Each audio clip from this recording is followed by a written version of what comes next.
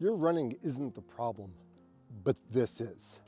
You blame your watch, your shoes, your legs, but the problem lives outside of your running. Hey, I'm Dave. I'm a runner who's sick of not improving, not losing weight, wondering why those runs feel pointless. This one video might be just for you. Look, I made every mistake. I blamed my pace, my watch, my shoes, my heart rate, anything but the boring life stuff. Turns out the boring life stuff is what runs the show. Today I'm going to share with you what actually mattered for me and how I changed it. A real easy plan that you can use next week. I get a little vulnerable in today's video. I can't believe I'm going to say the things I'm going to say, but here we go. You know that feeling after you finish a run? You know, you check your Garmin, your Kuros, your STRAVA, you see what your pace, what your heart rate was like, and you know, you start comparing it to what other runs were like. Then you get disappointed. And I felt like crap. Look, that was me. I'd get back from a 10K and stare at my pace, my heart rate, and my numbers. Look, man, guys, I hated myself for it. I blamed the weather. I blamed, you know, everything else that I could blame. You know, like, you know, even being plant-based, I blamed that. You know, I blamed, like, sleeping like was crap, and, you know, I was skipping months of workouts, and now I'm in my 50s, and the ups and downs, and a bunch of injuries. Look, I learned the hard way, slow running, consistency, and strength wins the day.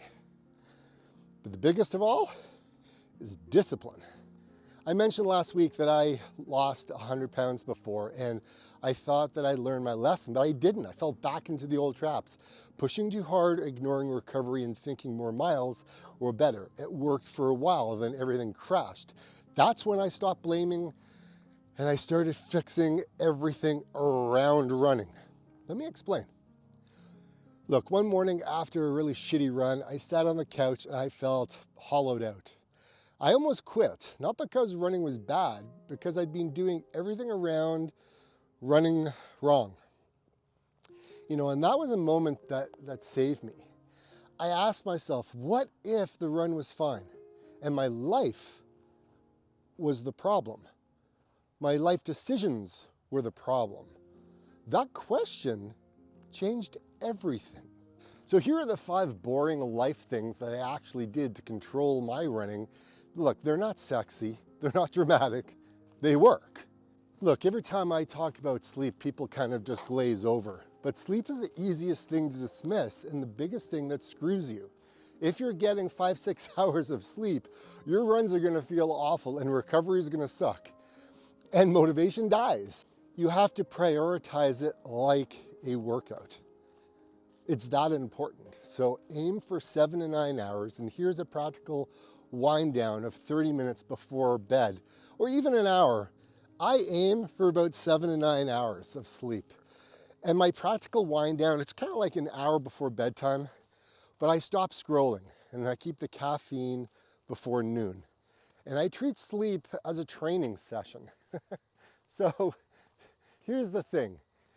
Sleep equals training, so protect it at all costs. I try to really chill out before I go to bed. I get off my phone, I get off the TV, I get off my laptop, and I listen to some really chill music. Like, people may not think that Led Zeppelin is chill, but I love Led Zeppelin. I think Led Zeppelin is awesome. I've been listening to it for years. Even Pink Floyd, I love Pink Floyd, right? Just chill music. And so before bed, I try to like get into that zone where it's quiet in my head. But I start off with listening to some Led Zeppelin and Pink Floyd.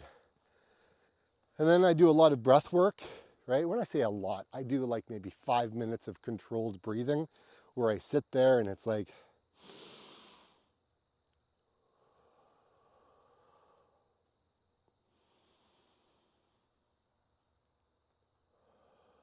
I really breathe through my diaphragm and it really slows my heart rate down. I feel very calm, right?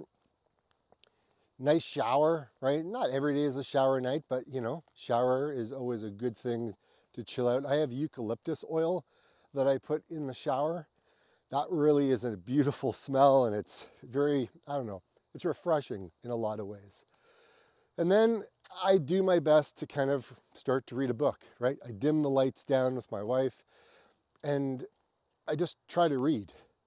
But the problem is I'm so relaxed by then.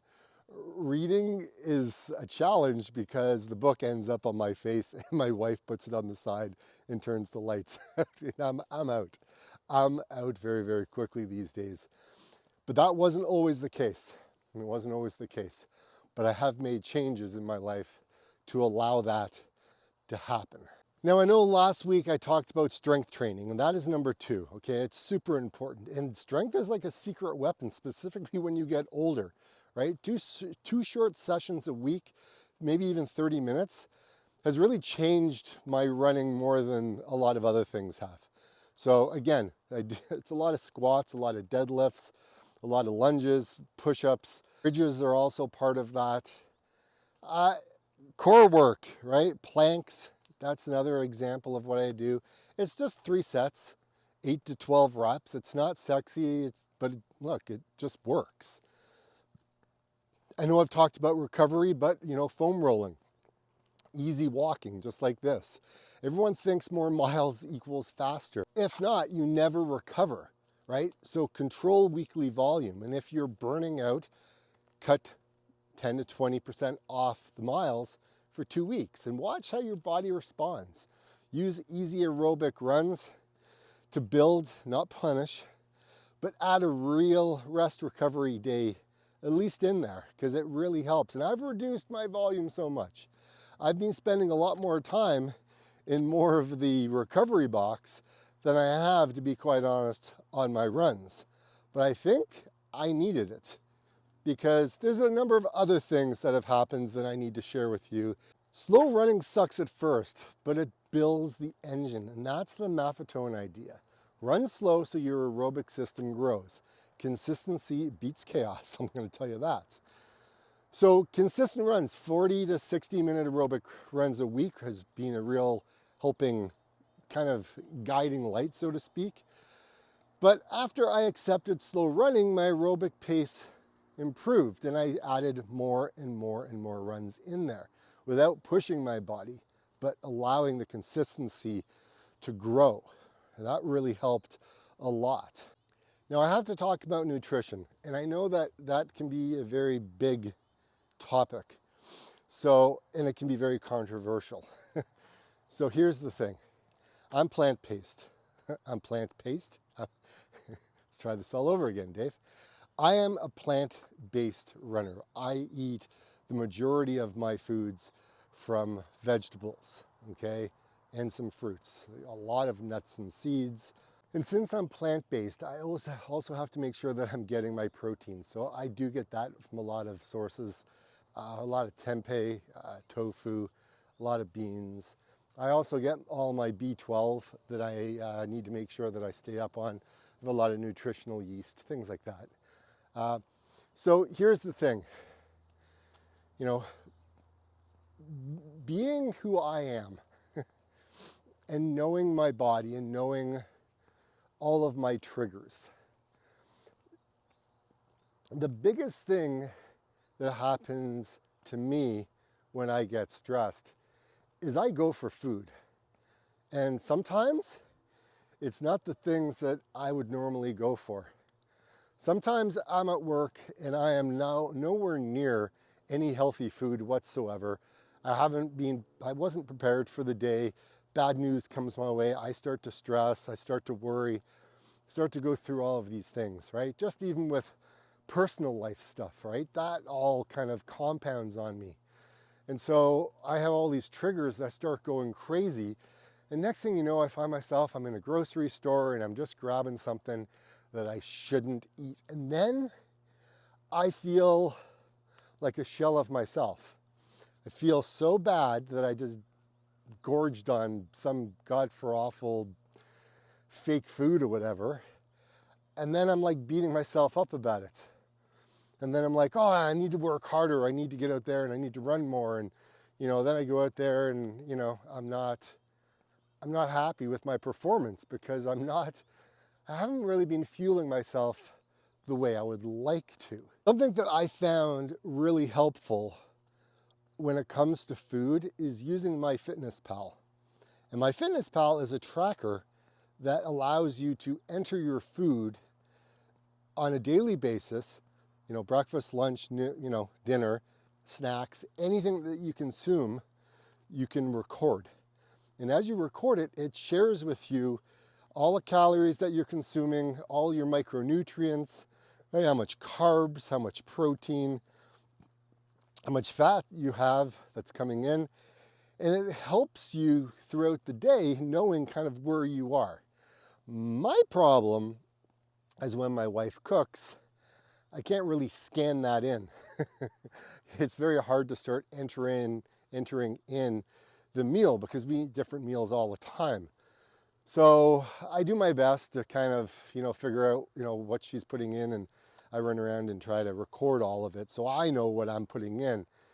But it doesn't always happen. And when that doesn't happen, then what happens is all of a sudden I'm like, oh, I've only had this much. And then I just kind of estimate what I had for dinner. And then I'm like, oh, I need to have some more of whatever. So yeah, that's a problem. And I'm working on it. It's a work in progress, but it is what it is.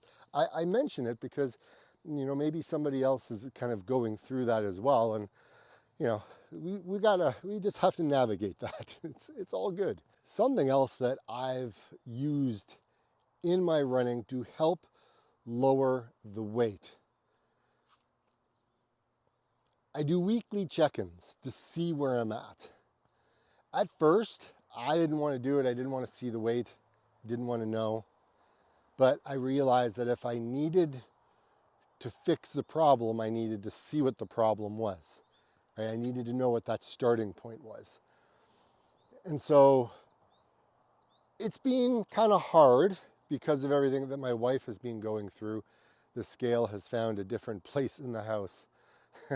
So I've had to drag it back out and kind of start getting back into the groove of doing that. But hey, nonetheless, here we are, and it's just something that I'm trying to navigate. My wife cleans up the house a lot, and I'm like, where the heck did this go, and where's that? And you run around, and they're still asleep, and I don't want to wake anybody up, and there I am, and then I forget if I don't do it first thing in the morning because it ruins the next thing that I'm going to talk about. Because this, I think, is one of the biggest problems outside of running that I struggle with.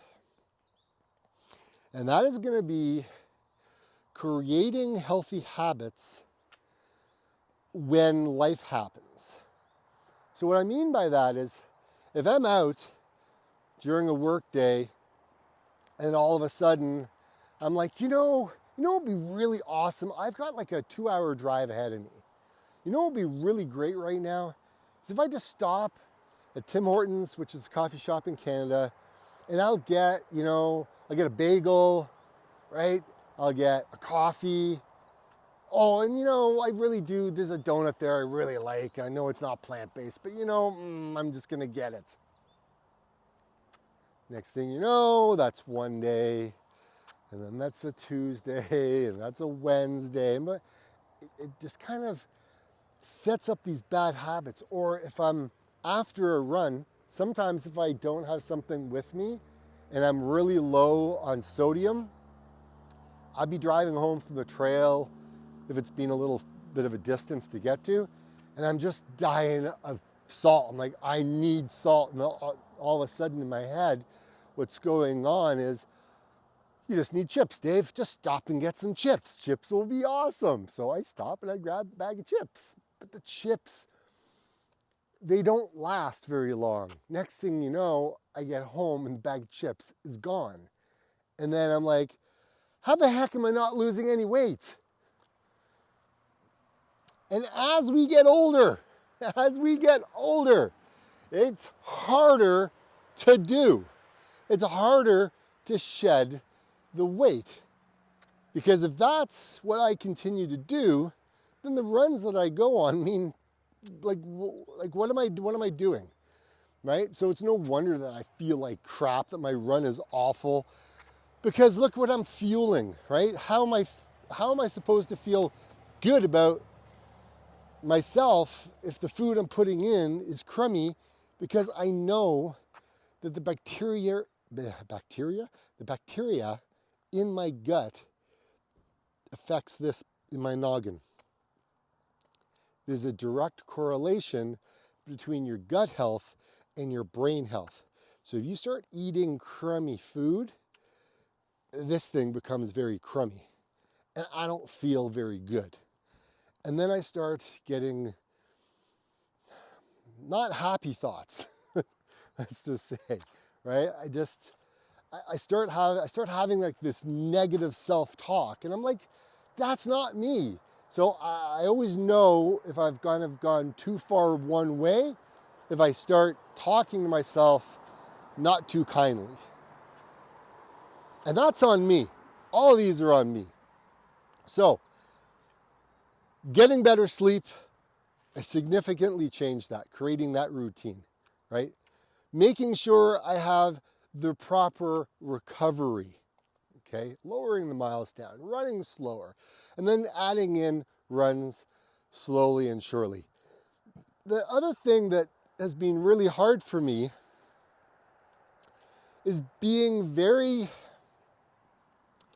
indecisive, very reluctant to sign up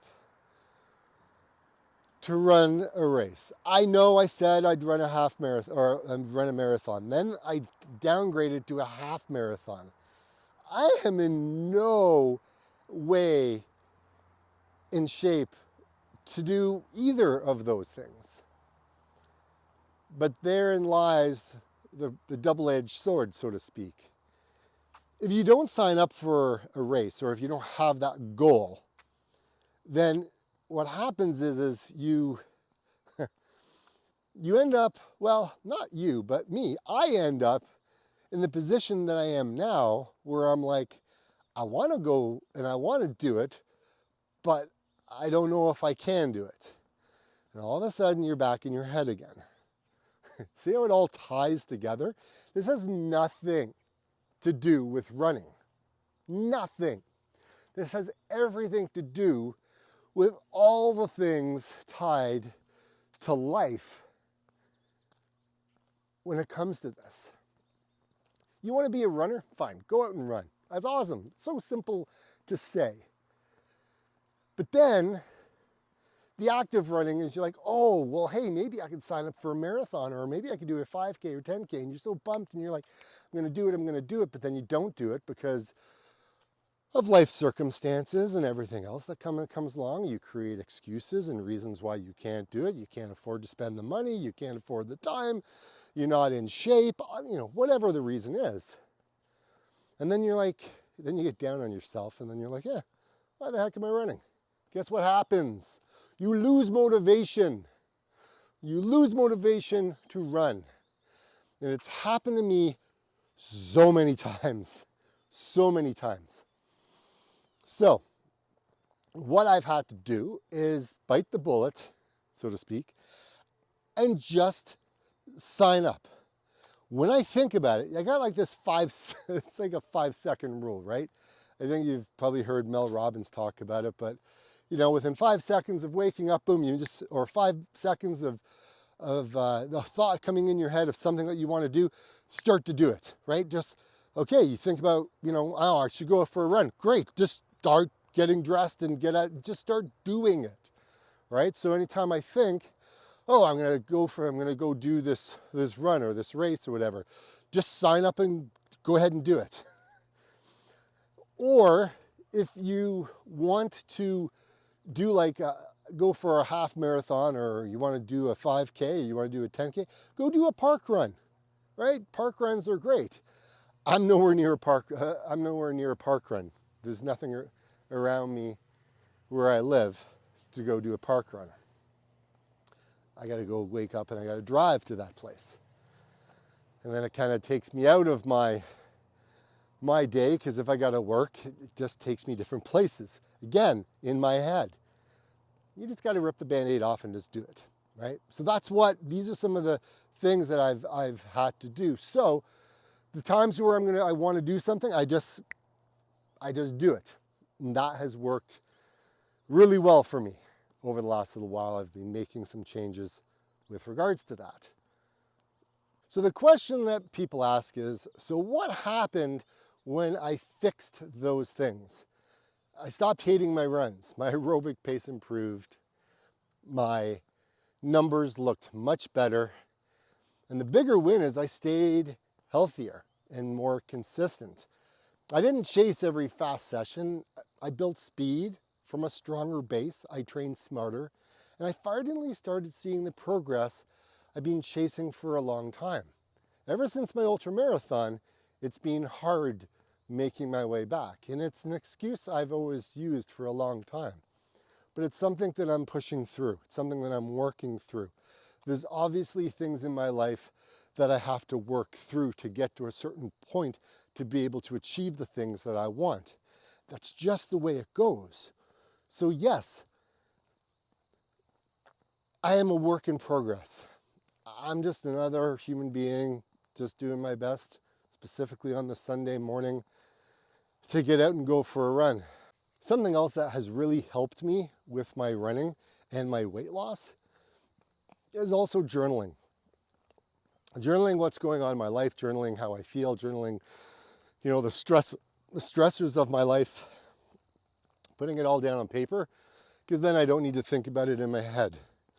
And I think when I'm left with my thoughts and my feelings when I'm out for a run, I think if those things have been kind of diluted because I've removed it from my brain and put it on paper, it allows me to be in a better place when I'm out running, because then my head isn't constantly thinking about all of those things that I need to think about, as much as it does help me. But if I can take a little bit of the load off of my brain, then it really does make a difference. I don't know, for me it does. I don't know if it'll help you, but I know for me it certainly has made a difference, that's for sure. Something else that has helped me with my weight and getting it off is actually talking about it. Making these videos has been really helpful, because it's kind of like therapy, if you know what I mean. I mean, therapy is a good thing. If you need it, by all means, it's a good thing. And I think most guys don't even want to talk about it. But it's something that, I've done in the past, and it's helped when I've needed it. Sometimes you don't have a person to talk to about some of the things that you're going through. And sometimes you don't even want to talk to your wife or your husband or your partner or whoever it is in your life who's that person. Sometimes it needs to be somebody totally outside of it all, because they're not attached to it. And if they're a therapist, they're not, your friend. They're there to help, right? You're paying them to help you. And I know for me, it's helped in the past. Talking to the camera like I do right now, it's hard sometimes. It's hard to kind of be vulnerable in these ways. But I think one thing I have to take away from all of this is I've been doing this for a while now. And I didn't start off on YouTube to be a running YouTuber talking about life, weight loss, running slow, stuff like that. I didn't think that was ever going to be a thing, but it's helped me. And countless people have said it has helped them. And so if you are one of those people who I've been able to kind of reach through the camera and give a handshake to and say, hey man, it's going to be okay. Cool. If you're one of the people who go, what the heck are you talking about, Dave? I'm okay with that too. It's just, here's the thing. I share so that way I feel better. And if it helps you feel better, cool. That's what I try to do. The way I am on camera is the way I am in person. it doesn't matter if I'm talking about running or if I'm talking about whatever I'm talking about on my other YouTube channel. I've got a couple of other YouTube channels, but it doesn't matter what I'm saying. The fact is I'm saying it and I'm getting out. I'm putting it out into the world. I'm breathing life into it. So if I have to turn around and say I have to get better at dealing with my habits, then so be it. That may be a big thing. If I need to turn around and say, hey, Dave, I need to go ahead and make more of a commitment to my running because the discipline's fallen, I don't know what's happened, then that's on me. I got to work through that. But you can't figure out, you can't fix anything if you don't know what the problem is. And sometimes talking it out on camera helps me. And that's why I'm like, all right, I'm going to start writing this down. Okay, this is my issue, this is my issue, this is my issue. And I write it down in my journal, and then I read through it, and I try to do a little bit of analysis for about 20 minutes each and every day, trying to get better and better at understanding myself. Not trying to fix it right away, but just trying to understand what the heck's going on. And as I work through all of these things, it gets a little bit better. And so when my business partner went away, he was away for like 3 weeks, maybe even close to a month. And it was very difficult trying to get into my routine because I'm like, oh, I'll get out and I'll run a little bit more. But then work picked up and that takes priority and I got to do that. So then I'm like, okay, well, if I wake up at this time, so I'm waking up earlier and earlier trying to get things done. And right now, that's exactly where this video came in because work's been busy. I've had a lot going on and I didn't want to miss a Sunday. Last Sunday was bad because I put out the video, but it was way after the time that I normally put it out. And I only got so many views from it because I put it out so late. And then it's just kind of like stayed stagnant. So I missed out. A lot of people didn't see the video. They're probably like, Dave, what are you doing? You're not making videos. I don't know. But so I'm trying to just be real with you and just share. Look, there's things that happen in people's lives, right? Everything my wife is still going through. Maybe one day I'll do a full video on it, but it's really bad. It's really heartbreaking. And watching it happen and looking back on old photos and old videos, and I'm heartbroken, and there's nothing she can do. Yeah. It's just,